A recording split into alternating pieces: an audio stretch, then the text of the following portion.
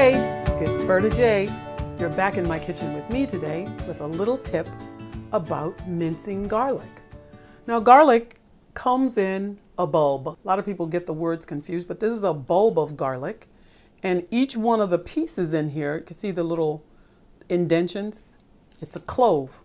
And that's what we're going to be cutting up today. And you take the clove of garlic and whatever kind of a knife you have. A lot of the big chefs use a huge cleaver, but I've found out that as long as you're not accident prone, you can just take the blade and use your fist and hit it.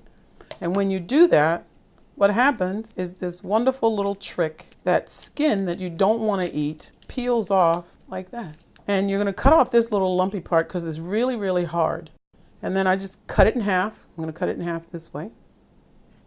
And I'm going to do two different things.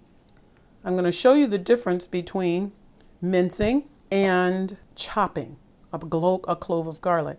What I do is just go down this way and then turn it so you can get tiny little pieces. See that? Cut it in the opposite direction, perpendicular.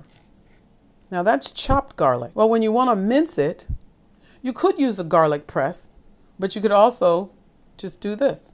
Okay, so now both of these look exactly alike. They're both chopped. But what you do for mincing is you take your knife, the tip of it, and you press. And you're going to mince it. One of the things I want you to know is that the smaller the pieces of garlic, the more you release this, I think it's allanase, that's in the center, the core of each garlic clove. You release that, which is that smell, that sulfur smell that is garlic. Okay, so you press and press, and now it looks like it is mashed garlic, but then you're going to take it and you're going to now scrape it together. You're going to do some more chopping. You're just going to just chop. The smaller it is, the more garlic taste you're going to have.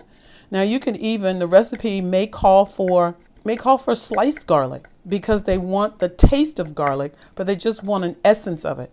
When it calls for chopped garlic, it's going to have more taste. But when it calls for minced garlic, it's going to be pretty powerful. And I would say just about now, it's minced. Can you see how small that is? You went from this, which is chopped, to that which is minced. And you can use it in your recipes for whatever you would like. And there was a recipe that I just did recently, and it was the Caesar dressing, and it called for minced garlic, and this is what you would want to do. Now, there's a nice little trick that they do now in the grocery stores.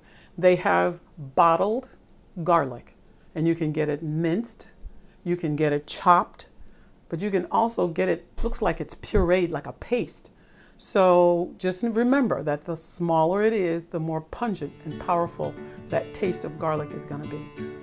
The bigger it is, the less taste you'll get. You'll get some, but not as much. Okay? So that's my Berta J tip for today. I hope you'll use it in your recipes. And until the next time, bye for now.